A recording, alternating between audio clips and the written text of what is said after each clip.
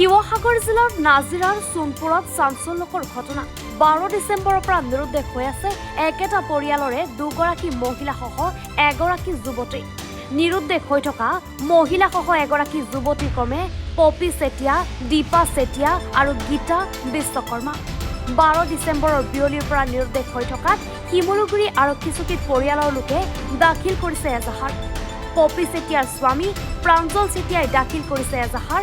প্ৰাঞ্জল চেতিয়াৰ পত্নী পপি চেতিয়া, বোৱাৰীয়েক দীপা চেতিয়া আৰু ফুলখালীয়েক গীতা বিশ্বকৰ্মা নিৰুদ্দেশ হোৱা ঘটনাক লৈ এতিয়া অঞ্চলজুৰি চাঞ্চল্যৰ সৃষ্টি কৰিছে।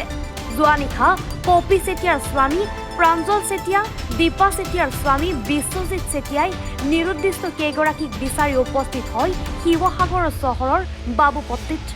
নিৰুদ্দিষ্ট পপি চেতিয়াৰ মোবাইলৰ লাষ্ট লোকেশ্যন শিৱসাগৰৰ বাবুপট্টিত ধৰা পৰাৰ সূত্ৰেই পৰিয়ালবৰ্গ উপস্থিত হৈ নিৰুদ্দিষ্ট তিনিগৰাকীক বিচাৰি চলাথ কৰে, যদিও লাভ নকৰে কোনো ধৰণৰ সুসূত্ৰ।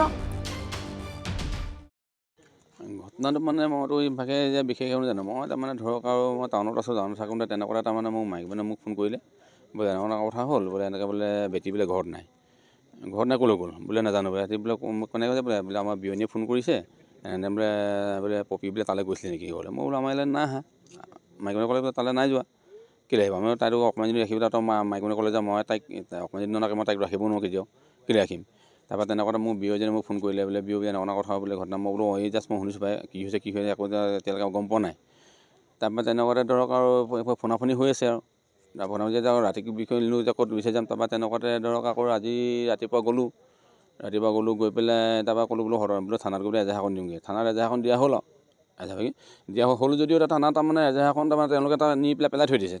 তেতিয়ালৈকে বৰ্তমান একো হেৰি কৰাই নাই। তাৰপৰা আকৌ মই এতিয়া 4টামান বজাত মই গ'লোঁ আকৌ গ'লোঁ চাওঁ বোলো কিবা কিবি খবৰ হয়তো পাইছে নেকি। তাৰপৰা এজনে ক'লে বোলে হেৰি নহয় আপোনালোকে বোলে কোনো বিৱৰণ দিয়ে নে কিবা দিয়ে নে। আকৌ বিৱৰণো দিলোঁ। বিৱৰণ দিয়াৰ পাছতো তাৰমানে তেওঁলোকে কয় যে হ'ব ঠিক আছে আমি ফোন কৰিম, কিবা দৰকাৰ হ'লে আপোনালোকে খালি আহিব লাগিব। আপোনাৰ পুত্ৰীৰ নামটো? পপি গগৈ। আপোনাৰ ঘৰ? মোৰ ঘৰ মেটেকা ৰাংচলীয়া। ক'লে বিয়া দিছিলে? সোণপুৰা। আপোনাৰ জোৱাই নামটো? জোৱাই নামটো ইভাগে আমাৰ হেৰি বুলি মাতোঁ, জান বুলি মাতোঁ আৰু। নামটো কৈ দিয়ক। প্ৰাঞ্জল চেতিয়াই। কি কৈছে এতিয়া? আৰক্ষীয়ে কি কৈছে আপোনালোকক এতিয়া?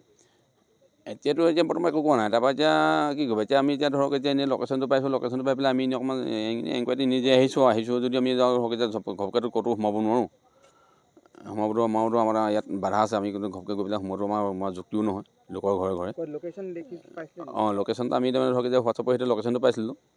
তাৰপৰা এইটো ইমান ক্ৰচিং বুলি আমি হেৰিটো পালোঁ লোকেশ্যনটো। এতিয়া সেই তালৈকে আহিলোঁ, আহি পেলাই ইয়াতে এনেই অকণমান ওচৰৰ মানুহক সোধা পোছা কৰিলোঁ, দুজনক ল'লোঁ লগত লৈ পেলাই দুজন এনেই আশে পাশে চালোঁ আৰু, কিন্তু একো অনুসন্ধান পোৱা নাই আৰু এতিয়ালৈকে বৰ্তমান। সন্দেহ কৰিছে নেকি? সন্দেহটো কৰিবলগীয়াতো একো নাই। যে কি নহয় সন্দেহ মানে কি কৰিব, যে এতিয়া তেখেতেও গম পাব যে 4টা বজাতে গুচি আহিলে, ক'ত গ'ল কি কথা কেনেকৈ আহিলে। এতিয়া তাৰমানে জোৱাইটো কোৱা মতে তাৰমানে মোবাইল কিনিম বুলিহে আহিছিলে। প্ৰথমতে গ'লে বেংকত বোলে যাওঁ বোলে পাছবুক খোলোঁ, তাৰপৰা বোলে মোবাইল আনিমগৈ, সেই বুলিও ওলাই আহিলে। সেই বুলি ওলাই আহি পেলাই তাৰপৰা এতিয়ালৈকে আমাৰ ঘৰ গৈ পোৱাগৈ নাই। ৰাতি 8টা 10টালৈকে তেওঁলোকে বাট চালোঁ আৰু। সেই ঠাইৰ পৰা কেইগৰাকী নিৰুদ্দেশ হৈছে? 3গৰাকী। সেইটো জাজলি 2গৰাকী, তাৰপৰা নন্দেকেগৰাকী আৰু একেটা পৰিয়ালৰে। মোৰ মাইকী মানুহ আৰু খোলালি তাৰপৰা বৌ কালি আপোনাৰ প্ৰায় 2:30মান বজাৰ পৰা নিৰুদ্দেশ হৈ আছে। তোমাৰ মাইকী মানুহৰ নামটো? মোৰ মাইকী মানুহৰ নাম দীপা চেতিয়া। তোমাৰ খোলালি তোমালোকৰ ঘৰৰ পৰা নাইকিয়া হৈছিলে? হয়। কেনেকৈ নাইকিয়া হ'ল? তোমালোকৰ ঘৰলৈ কেতিয়া আহিছিলে? তাই আজি অহা হ'ল 2 মাহমানেই হ'ল অহা। তোমাৰ খোলালি ঘৰটো? আপোনাৰ বিহুবৰ অগুৰিজান। তোমাৰ নামটো? মোৰ বিশ্বজিৎ চেতিয়া। এতিয়া কি কৰিলা? পুলিচত আৰক্ষীক অৱগত কৰিলা নে গোটেই? হয় কৰিছিলোঁ আজিৰ দিনত। কেইটাৰ পৰা নাইকিয়া হৈছিলে? কালি আপোনাৰ 2:30মানৰ পৰা নাইকিয়া হৈছে। তুমি কেতিয়া গম পোৱা ঘটনাটো? মই ঘৰত নাছিলোঁ, মই গধূলিহে গম পাওঁ। কিয় সন্দেহ কৰিছা নেকি? তেনেকৈতো সন্দেহ কৰা নাই একো, গম নাপাওঁ মানে মই একো।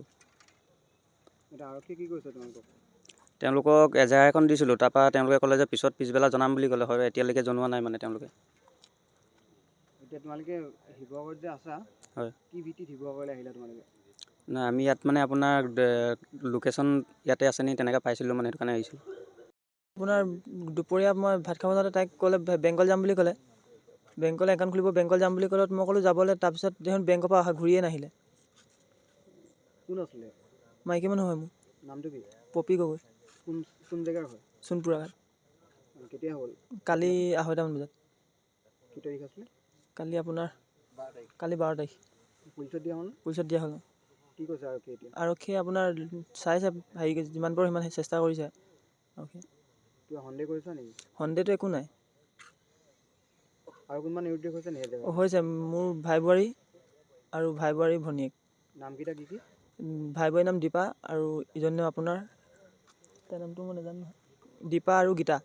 আৰু তোমাৰ মানুহগৰাকী? পপি। কিমান বয়স হ'ব? তাইৰ বয়স 24 বছৰ। নাজিৰাৰ পৰা জাকিৰ আখতাৰ হুছেইনৰ ৰিপৰ্ট, এনি ভাৰত 24। অভিনয় কৰাৰ হেঁপাহ আপুনিও পুহি ৰাখিছে নেকি? আপোনাৰ অভিনয় কৰাৰ অভিজ্ঞতা নাই? কোনো কথা নাই। আপোনাৰ বাবে আহিছে সোণালী সুযোগ।